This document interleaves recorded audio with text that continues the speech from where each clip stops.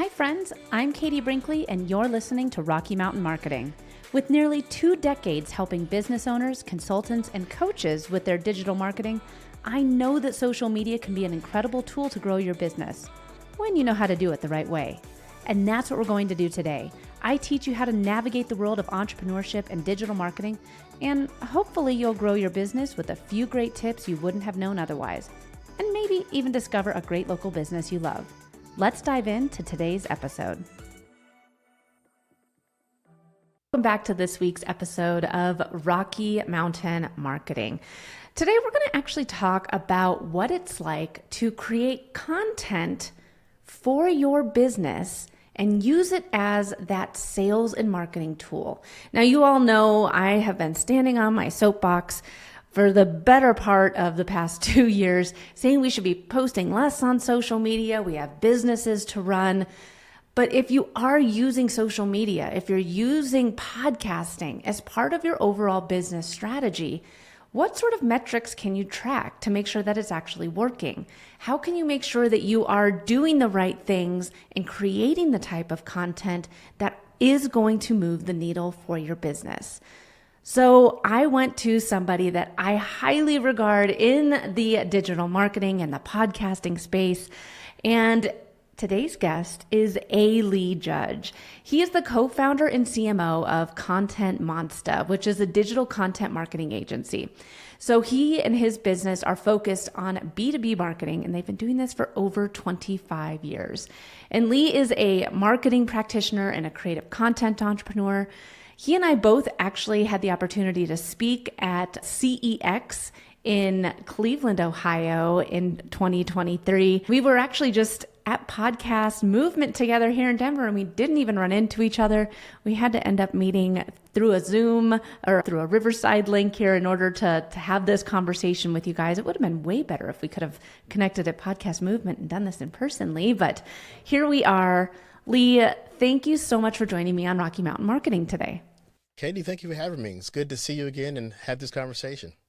Well, and like I said, you're a well-traveled and well-known speaker on how you can use podcasting and how you can have more strategy behind what you're doing in your digital marketing efforts.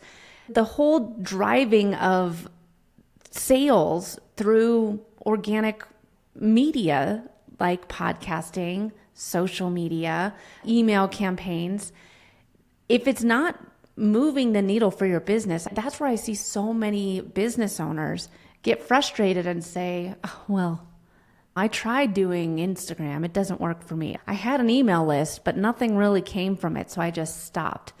So let's talk a little bit about these organic marketing efforts and how we can really strategize with our digital marketing efforts.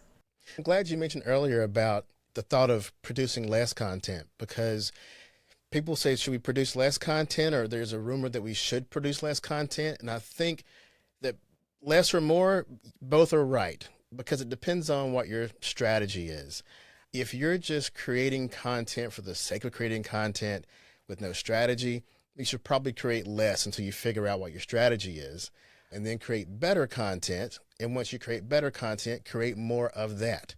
So should you create less content? Yes. Should you create more content? Yes.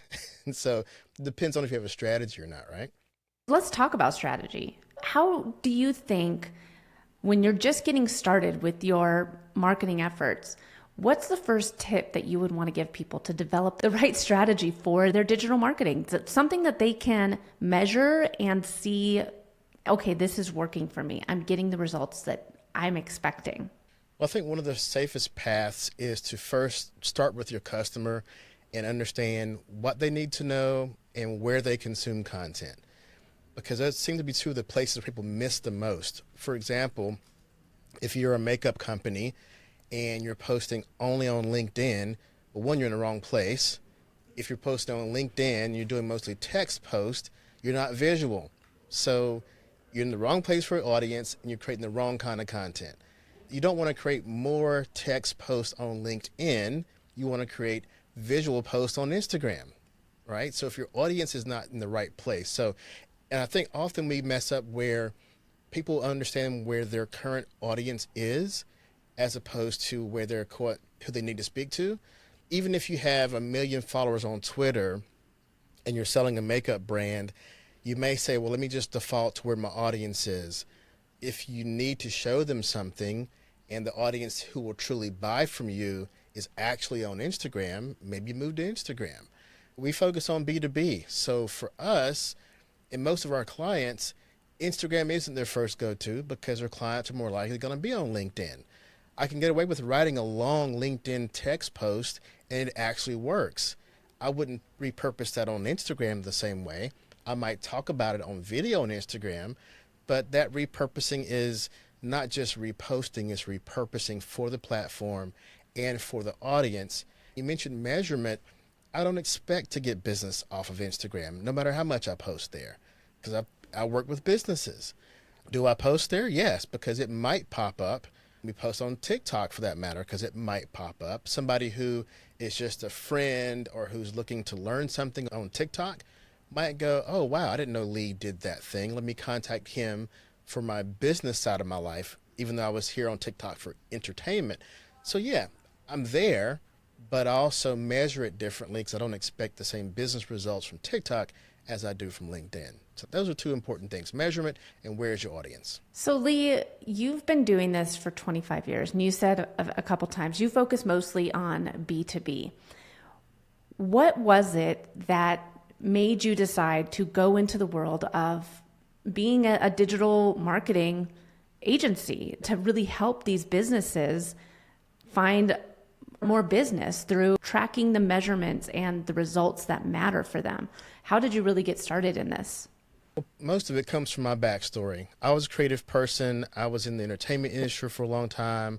I was a DJ, music producer, all those things. I've created video and stuff. So I've always created content before there was a definition of a content, quote unquote, content creator. That was my personal life, right? It was financial. I had businesses around it, but it was my personal life. During the day, I had a marketing career. It wasn't until about 2017 where my geeky digital data crunching marketing career met with my creative career. I was a marketing director for a company. I needed some video made for the company. And so in a rush, I said, well, I know how. I've been making video for years. Let me just make the video myself. So I made some thought leadership, talking head videos for the company I worked for and posted on LinkedIn, on YouTube for the company I worked for. But then another company said, hey, Lee, we just saw this video that was done by your company. Can you do that for us? Or is there a conflict of interest? I said, well, there's no conflict because you're in a different industry. They said, was it done by an agency or in-house? I was like, well, kind of both. I work here and I'm considering an agency. They became my first client. I began creating content for other businesses. And it kind of started because that was another business doing it for business. And me being a marketing director, I was buying from other businesses. And so the company I worked for was B2B. So that's what I knew the most of. I knew more about B2B buying and selling than I did about business to consumer. That's kind of where the business grew out of. At the same time, I was still working full time while I was growing this agency. It was easier to hunt elephants than it was, B2B. Easier to hunt elephants than it was thousands of people for a consumer business. Basically, elephants are bigger and they move slower, but it's a bigger kill, right? I hate that analogy, but the fact is I could respond to emails more slowly and respond to a business at business pace, even while having the full-time job. Content Monsta was launched in 2017, and I didn't really go full-time until a year or two ago. The company was growing, but I had a set line of I will not quit my day job until the company has X number of employees, X number of revenue, and then I'll quit my job.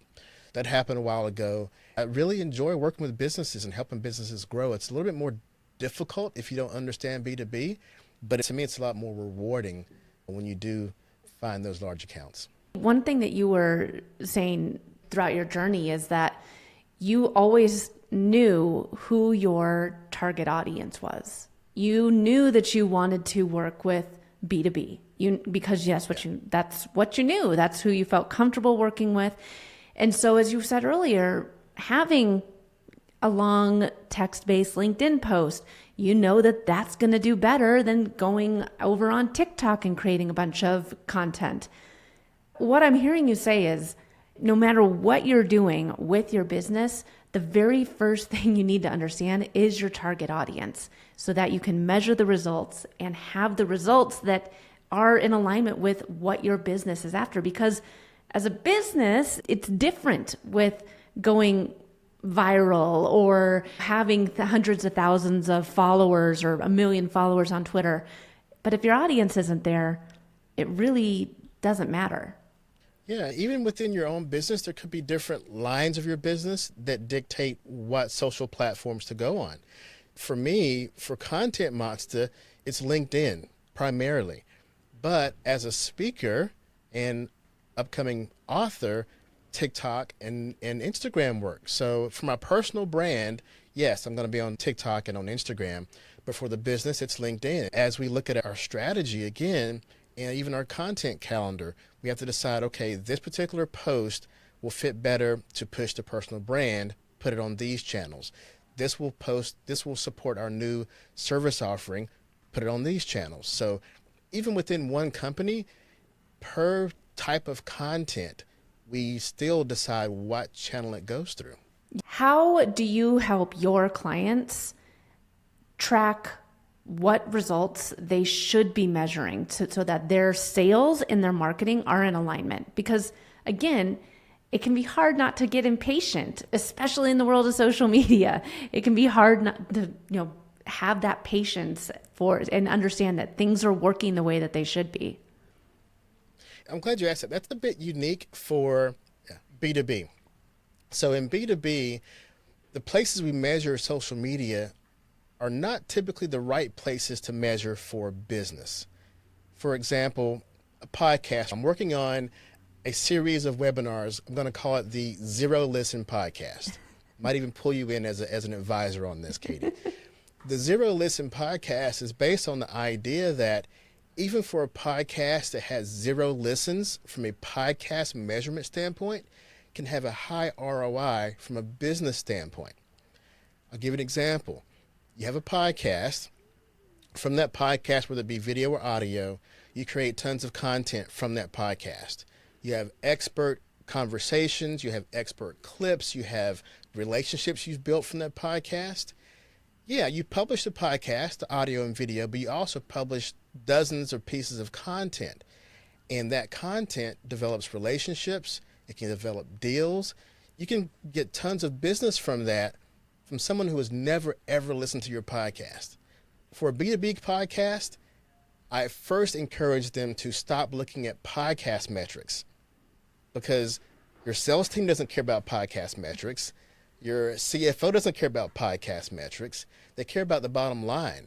And your podcast can absolutely drive the bottom line, but those numbers will not show up in podcast metrics. You don't care about downloads or listens or subscribers.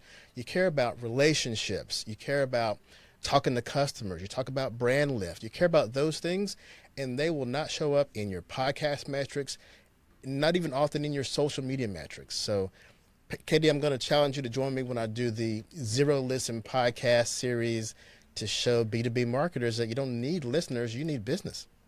One, count me in, but I love that the metrics are different depending on what your overall goal is for that piece of marketing material. So as a podcaster, it's funny because with my social media, I think over the weekend I lost like 10 followers, that's fine. Obviously, they don't need my stuff anymore. They could have been bots, whatever.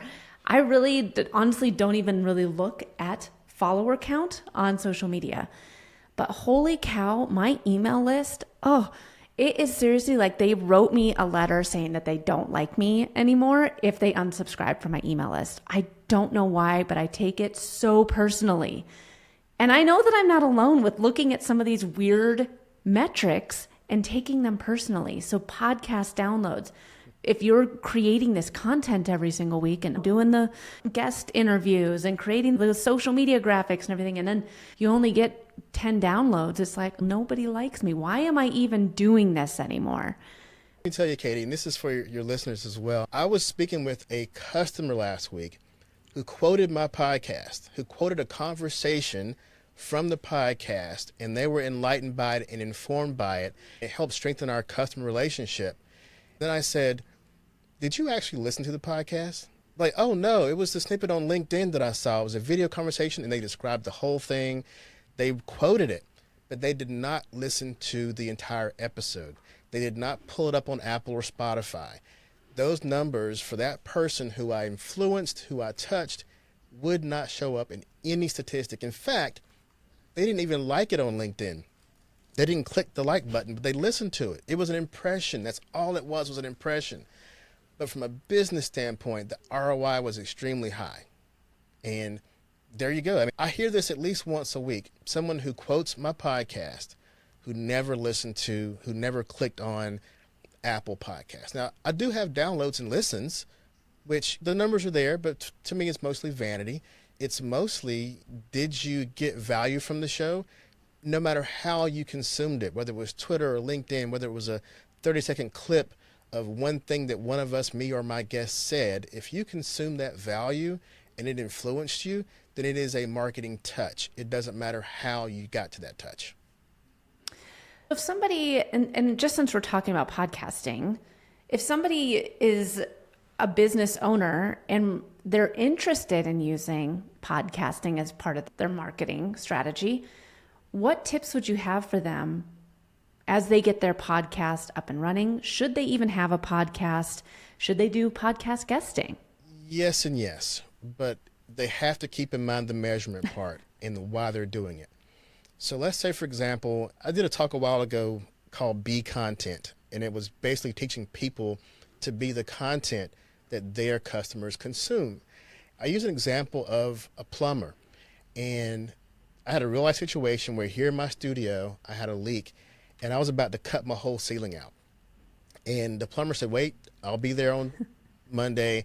I'll come check it out. He gets here and says, you know what? The leak isn't here. It's coming from upstairs. Turns out it was like down the hallway, up a wall, somewhere where the leak actually happened. And he fixed it in like 30 minutes and saved me from tearing up my studio. And I said, if you had captured what you just did, the whole process, and someone was trying to decide which plumber to call to their house, if they had one person's advertisement versus your video of what you just did, you would win every time. The content of you doing the thing you do wins every time. So whether it's a podcast where you're talking about it, whether it's a conversation, whether it's video, you only need to have someone listen to that one episode.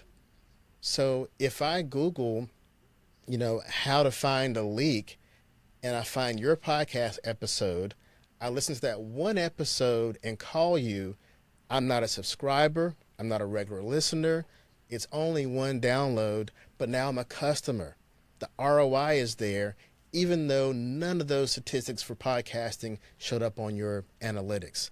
Whether you're a plumber, an artist, you do knitting and you sell caps, yes, create content, whether it be a podcast or video, and stop measuring things by the stereotypical statistics of, oh, I don't have Joe Rogan numbers. Well, you don't need Joe Rogan numbers. You need customers.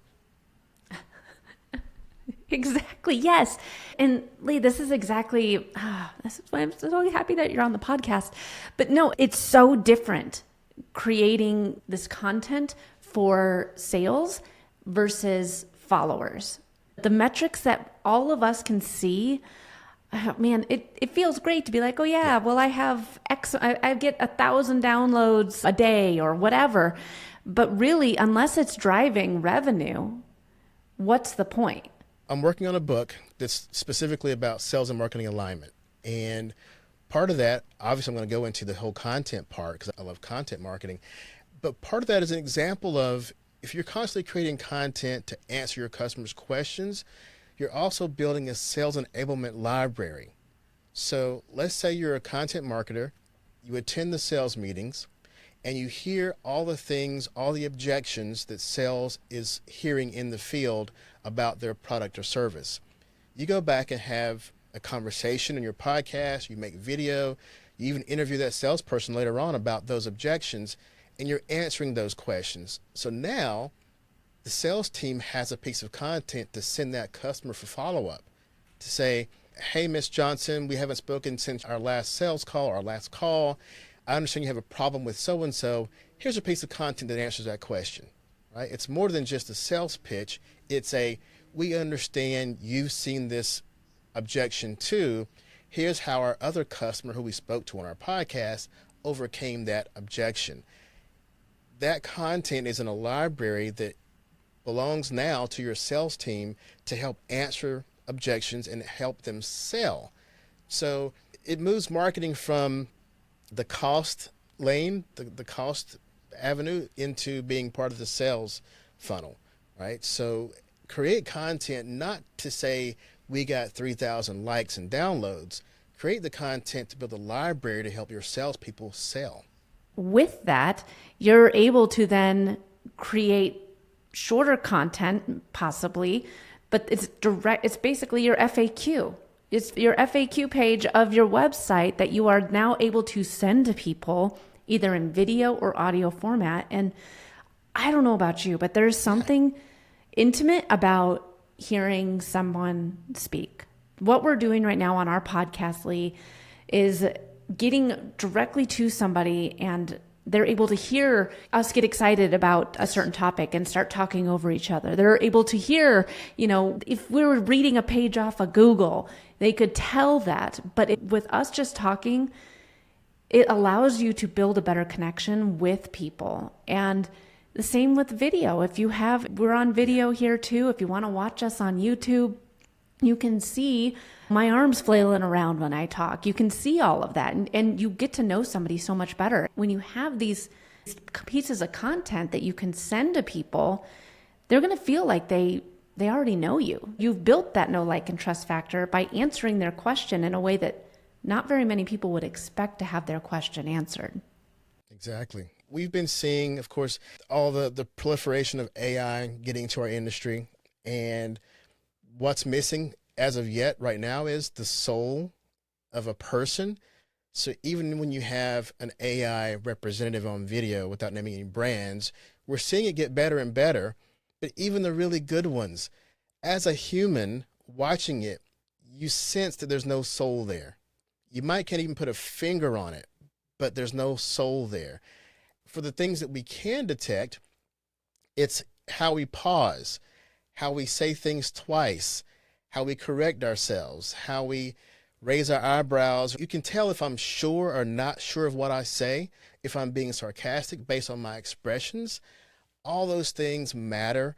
When you create content, whether it be your CEO or your intern, you're going to have an experience there for your consumers to see and hear and feel that gives them that human connection that I even say it's hard to display in writing even. Writing can't compete with seeing someone's face and hearing their voice, because when I'm writing, you can't hear me pause.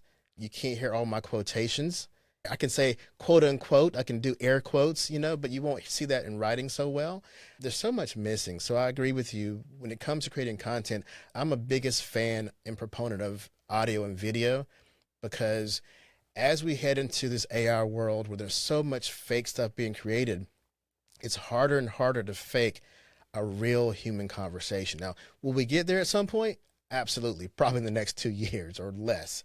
But for now, it's really hard to fake a real conversation because our flaws are important. Yeah, like me not being able to say the word strategy or strategize earlier. Ironically, it builds trust because you're not reading a script, because you're human, because after you make those flubs, now I trust you more for what you say next because I felt you're being sincere about it. So all that stuff matters. If somebody is listening right now and they're like, all right, I didn't think about having a podcast for that sort, not looking at the downloads, of not using it for the lead gen that I might have been thinking originally, what would be your first tip to creating this content for leads for their business? Approach creating a podcast as creating content. And as you said, it's a FAQ. When you have those conversations, think of them as cataloged conversations, right? Because that way you're more thinking in terms of a library of content versus I'd be able to have numbers like Joe Rogan or NPR. right? Just by thinking I'm creating a podcast puts you in a competitive mode that you will be disappointed when you see your first downloads for your first month. You're not going to get thousands of downloads for your first few episodes. It's not going to happen unless for some reason you had some huge marketing budget to boost it out there first. Look at Spotify is admitting their big fails with Megan and Harry. There's so many fails going on right now because they put millions into these podcasts and their model is not sustainable. But from a business standpoint, if you're not trying to be a celebrity podcaster, but you're trying to create important catalog of information for your customers, turn the mic on, turn the camera on, create a catalog of information, chop it up and have that available to say, oh, by the way, we had that conversation already. Here's a snippet from this podcast, or post on LinkedIn. Like, we're having a conversation now. We're going to look back at this and we're going to find, like, wow, we dropped some gems on this podcast. Let's take that 30 seconds and post it on LinkedIn and share that information with everybody. They may see that snippet, get value, become a fan of Katie, become a fan of Lee, and say, wow, that gave me some value. They may never get to this whole episode, but they receive value from us. They might call us up and say, hey, can you help us do the thing you just did? They may even ask us, hey, can you help us produce a podcast? Not realizing that they didn't even listen to our podcast. Exactly. Customer. Isn't that funny? They might become a customer of yours by listening to this podcast, not realizing that they didn't even listen to the whole podcast. They listened to this snippet that says, Katie can produce a podcast. She got my attention. I want to work with Katie. I think that that's an important metric. And I think that, too, sales team should be asking when people come in, how did you hear about us? Because a lot of times they might say, like, I saw your podcast, or, oh, I don't know, I found you on Google. But it's nice to know that, hey, this is where this client, this customer came in from. So salespeople, make sure you're asking. And there's so much dark social, because when they say I listened to your podcast, they may mean I saw a clip on Twitter. So we have to understand measurement in terms of business results versus, I mean, you're the social media expert. You know that there's so much dark social going on. It is really a good idea. I have a to-do on my list to have us add an open text field to all our forms. Like, how did you learn about us? We still know that what they say has to be interpreted, because if they say we listen to your podcast, we know it doesn't mean they listen to the whole thing. It doesn't mean they actually even listen to the podcast. It could have been a clip on LinkedIn. But we know that that clip would not have existed had it not been for the podcast. Lee, this is such a great conversation. Thank you so much for joining me. I think I need to get you back on here again, because I feel like we just barely hit the tip of the iceberg with all of the goodness that you can share with us. If people want to learn more about you and Content Monsta, or anything else, they want to see you speak on stage, what's the best way for them to get a hold of you? Okay, well, first you can find me at aleejudge.com, with or without the dot, a.leejudge or aleejudge.com. And also the company Content Monsta is contentmonsta.com. So find me there. Amazing. Oh, and connect with you on LinkedIn, because you are putting out a lot of great content. I see your stuff on Instagram too. It's like your podcast episodes, but LinkedIn, definitely connect with him over there as well. Lee, thank you again so much for joining me on the show today. It has been a pleasure speaking with you, and hopefully everyone has gained a different insight into how they should be looking at the content that they are creating. Thanks, Katie. Thanks so much for listening to this week's episode of Rocky Mountain Marketing. Make sure to subscribe so that you can continue navigating the world of entrepreneurship. And I'd love to hear from you. Please leave the show a review and connect with me on social media. You can find me on Instagram at @IamKatieBrinkley, or connect with me on LinkedIn. And if you're ready to start making some sales on social media, be sure to grab my free guide to selling in the DMs without being spammy. You can get that at katiebrinkley.com. Let's keep taking your marketing to all new heights.